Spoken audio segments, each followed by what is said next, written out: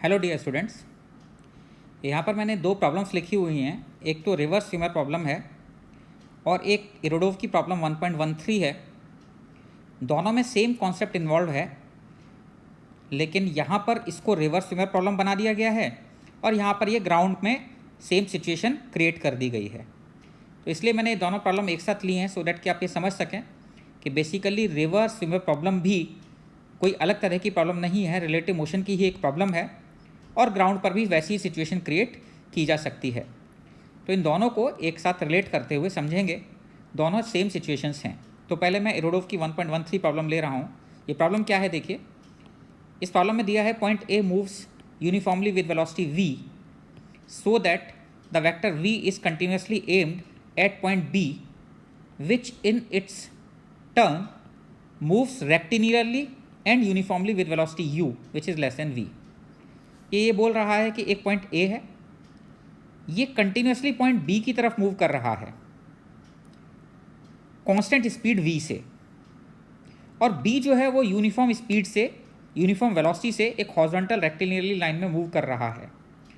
जब ये यहाँ पर पहुँच जाएगा a और b कभी यहाँ पर पहुँच गया होगा तो a की डायरेक्शन b की तरफ इस तरीके से होगी।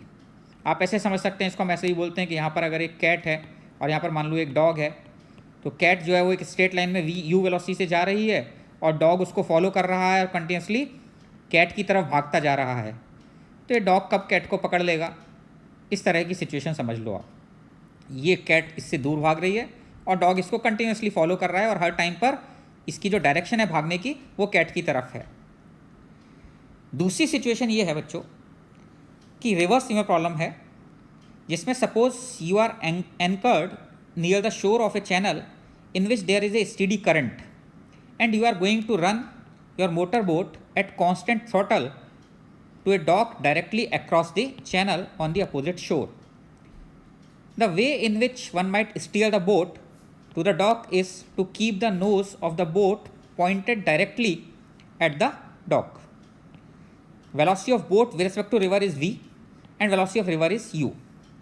ये सिचुएशन भी बिल्कुल वैसी ही है। यहाँ पर आपको बोट से क्रॉस करना है और डायरेक्टली अपोजिट एंड पर पहुँचना है, और बोट की जो स्पीड है विद रिस्पेक्ट टू रिवर, यानी रिवर में बोट किस स्पीड से चल सकती है, उसकी मोटर, बोट की मोटर उसको क्या स्पीड प्रोवाइड कर सकती है, वो कांस्टेंट स्पीड v दे दी है और रिवर जो है कांस्टेंट स्पीड u से चल रही है। तो अभी बिल्कुल वैसी सिचुएशन हो गई जैसे आप ये समझो कि यहाँ से कैट जा रही थी u वेलोसिटी से, अब यहाँ पर करंट आ गया जो u वेलोसिटी से जा रहा है। दूसरा मोटर बोट थी, उस मोटर बोट को v स्पीड से चलना है, तो ये आपका क्या हो गया, एक तरह से डॉग हो गया, और डॉग कंटिन्यूसली यहाँ पहुँचना चाहता है और हर इंस्टेंट पर वो इसकी तरफ मूव कर रहा है। तो यहाँ पर डॉग की जगह पर क्या आ गई, बोट आ गई, और कैट की जगह पर क्या आ गई, रिवर आ गई। तो इन दोनों प्रॉब्लम्स को हम एनालाइज करते हैं कि दोनों एक जैसी किस तरीके से हैं। ज़रा ध्यान दीजिएगा। पहले मैं पहली सिचुएशन ले रहा हूँ, अलॉन्ग लाइन ज्वाइनिंग ए डैश बी डैश, यानी किसी इंस्टेंट पर मैंने मान लिया है कि ए डैश टी टाइम पर यहाँ पर पहुँच गया है, बी डैश टी टाइम पर यहाँ पर पहुँच गया है चलते चलते। तो टी टाइम में इसने कुछ you into T distance travel किया होगा।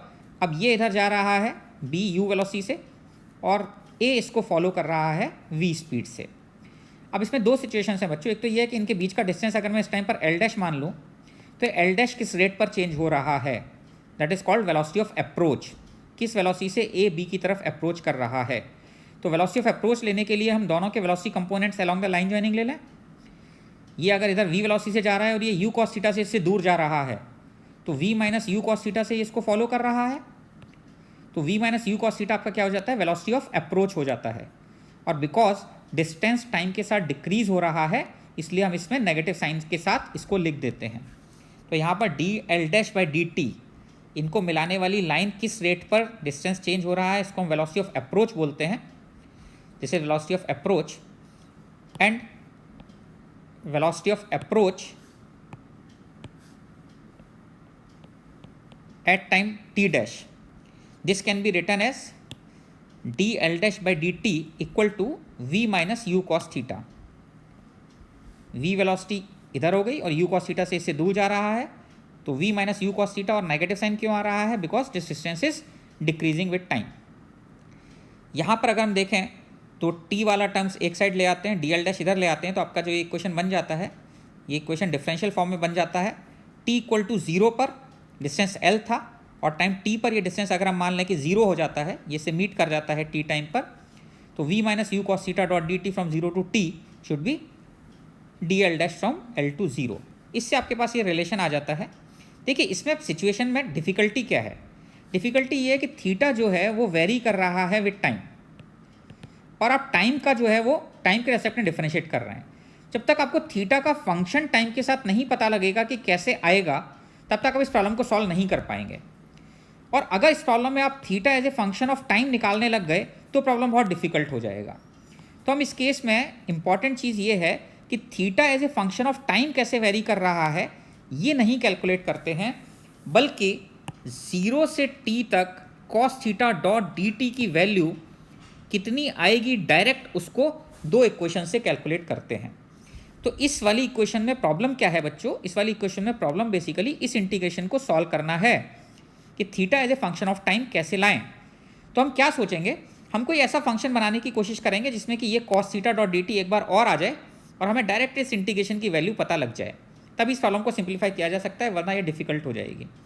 तो आपको ऐसे केसेस में ध्यान रखना है, आपकी सिचुएशन में भी कहीं पर भी अगर ऐसा हो रहा होगा कि theta as a function of time vary कर रहा होगा और वो निकालना डिफिकल्ट होगा, तो आप ये कोशिश कीजिए कि आपको वो जो फंक्शन बन रहा है as a function of time उसकी वैल्यू किसी दूसरे एक्सप्रेशन से या किसी दूसरी कंडीशन से डायरेक्ट पता लग जाए, सो डैट कि ये कॉम्प्लिकेशन खत्म हो जाए। इसके लिए मैंने क्या किया, अलॉन्ग एक्स मैंने डिस्टेंस ट्रेवल कर लिया। अलॉन्ग एक्स बी ने कितना डिस्टेंस ट्रेवल किया होगा, u इंटू टी। अगर मैं किसी भी इंस्टेंट पर इसकी x के अलॉन्ग वेलोसिटी देखूँ तो कितनी होगी, v cos theta, that will be equal to d x by d t. तो अगर मैं निकालना चाहता हूँ कि a ने x के अलॉन्ग कितना डिस्टेंस ट्रेवल किया होगा, तो d x can be return as v cos theta dot d t, क्योंकि x के अलॉन्ग इसकी वेलोसिटी कितनी होगी, v cos थीटा, और v cos theta dot d t को अगर हम इंटीग्रेट कर दें फ्रॉम 0 टू t, तो हमारे पास टोटल डिस्टेंस आ जाना चाहिए जो इसने x के अलॉन्ग ट्रैवल किया होगा t टाइम में। तो ये इक्वेशन से हमारे पास cos थीटा डी टी की वैल्यू आ जाएगी। तो 0 to t integration v cos theta D t, t time में इसने कितना डिस्टेंस ट्रैवल किया होगा, जितना b ने t टाइम में ट्रैवल किया होगा u इंटू टी, क्योंकि दोनों को x के अलॉन्ग तो सेम डिस्टेंस ट्रैवल किया है ना, और y के अलॉन्ग इसने डिस्टेंस l ट्रैवल किया है। तो l इक्वल टू कितना आ जाता है आपके पास, यहाँ से इन दोनों इक्वेशंस को अगर हम देख लें तो cos theta dot d t की वैल्यू डायरेक्ट हम इस इक्वेशन से पुट कर देते हैं और हमारे पास टाइम पता लग जाता है कितना होगा। तो इंटरेस्टिंग चीज़ ये थी यहाँ पर कि theta as a function of time नहीं निकालना, बल्कि cos theta dot d t की वैल्यू डायरेक्ट इंटीग्रेशन वाली वैल्यू हमें दूसरी कंडीशन से निकालनी है। अब इंटरेस्टिंग चीज़ क्या है, इस प्रॉब्लम को आप देखिए। इस प्रॉब्लम में अगर मैं, आप ध्यान से समझने की कोशिश कीजिए, अगर मैं रिवर के फ्रेम में चला जाता हूँ, तो रिवर के फ्रेम में चले जाने में सिचुएशन अब क्या हो गई कि ये वही सिचुएशन हो गई, बिल्कुल ए पॉइंट से वी वेलोसिटी से चलना शुरू किया बोट ने, और यहाँ पर कोई आदमी है जो कि आप ऐसे सोचो अब यू वेलोसिटी से इधर भाग रहा है। अब आप ग्राउंड पे सिचुएशन को देख लो, अगर आप विद रिस्पेक्ट टू रिवर आने का मतलब ये हो जाता है बच्चों, विद रिस्पेक्ट टू रिवर जब आप आते हैं इसका मतलब अब रिवर फ्लो नहीं कर रही है, यानी वाटर फ्लो नहीं कर रहा है। अब अगर वाटर फ्लो नहीं कर रहा है तो आप ऐसे समझ लो वाटर भी बिल्कुल वैसी ग्राउंड वाली सिचुएशन हो गई। अब यहाँ पर कांस्टेंट स्पीड v से ये वाटर के ऊपर चल रही है और वाटर स्टिल है। आप ऐसे सोचो कि वाटर स्टिल है, शोर पर कोई आदमी u स्पीड से पीछे की तरफ भाग रहा है जो रिवर की स्पीड थी, क्योंकि विद रिस्पेक्ट टू रिवर आप आ गए, तो यहाँ पर ये पीछे जाने लग गए। आप रिवर के रेस्पेक्ट में आप देखेंगे तो u अपोजिट हो जाएगा। यहाँ पर रिवर की स्पीड इधर थी u, ये यहाँ पर रिवर्स हो जाएगी। आप ऐसे सोचिए कि कोई आदमी शोर पर भाग रहा है u स्पीड से कंटिन्यूसली, और बोट जो है वो v स्पीड से कंटिन्यूसली इसको पकड़ने के लिए इसकी तरफ जा रही है, आदमी की तरफ, और वाटर फ्लो नहीं कर रहा है, वाटर जो है वो स्टिल है। तो ये सिचुएशन बिल्कुल वैसी हो जाती है जो भी आपने पढ़ी थी। तो जैसे ही आप इसको रिलेट कर पाते हैं कि स्टिल वाटर में कोई आदमी यू स्पीड से भाग रहा है, जो स्पीड आपने किसकी ली थी, रिवर की, वो इस आदमी की स्पीड हो गई विद रिस्पेक्ट टू रिवर, क्योंकि रिवर को आपने रोक दिया तो वो पानी जैसे पीछे बह रहा था वैसे अब आदमी जाने लगा पीछे, ऐसे समझ लीजिए। फिर आपकी दोनों सिचुएशन बन जाती हैं, किसी टाइम टी पर ये v वेलोसिटी से जा रहा है और ये u cos थीटा से इससे दूर जा रहा है, सेम इक्वेशन बन गई, d l dash by d t equal to minus v minus u cos theta, ये आपकी वेलोसिटी ऑफ अप्रोच हो गई। और इसमें integration cos theta dot d t की जो वैल्यू है वो आपने कौन सी कंडीशन से निकाल दी, दूसरी कंडीशन से निकाल दी, V cos theta D T from 0 to T, ये कितना होगा, जितना ये u इंटू टी ट्रेवल कर रहा होगा। तो बस ये है कि रिवर के रेस्पेक्ट में, इसके रेस्पेक्ट में आपको रिवर के रेस्पेक्ट में पाथ ऐसा दिखाई देगा और ग्राउंड के रेस्पेक्ट में आपको पाथ इस तरह का दिखाई देगा। लेकिन अगर ऐसे सोचते हैं तो सिचुएशन थोड़ी सी डिफ़िकल्ट लगती है, इसको सॉल्व करना मुश्किल हो जाता है। लेकिन जैसे ही आप रिवर के फ्रेम में आते हैं तो ये प्रॉब्लम बहुत सिंपल हो जाता है और डायरेक्ट इसको इससे रिलेट किया जा सकता है।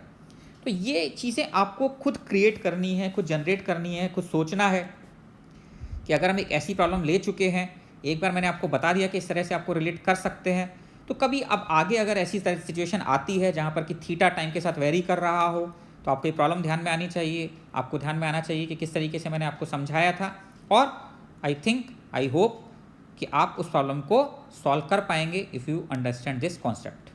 बड़ा अच्छा कॉन्सेप्ट है दोनों को रिलेट करना। बच्चों को डिफ़िकल्ट भी लगती है इरोडोव की ये प्रॉब्लम, तो इसलिए मैंने सोचा कि ये प्रॉब्लम भी ले लेता हूँ इरोडोव की और किसको रिवर्स फ्रेम प्रॉब्लम के साथ रिलेट भी कर देता हूँ, सो डैट कि आपको सिचुएशन और ज़्यादा अच्छी तरीके से समझ में आए, किसी दूसरे फ्रेम में जाकर भी कैसे सॉल्व किया जा सकता है ये भी समझ में आ जाए। I hope you are enjoying this. ठीक है, तो एंजॉय योर डे। ओके।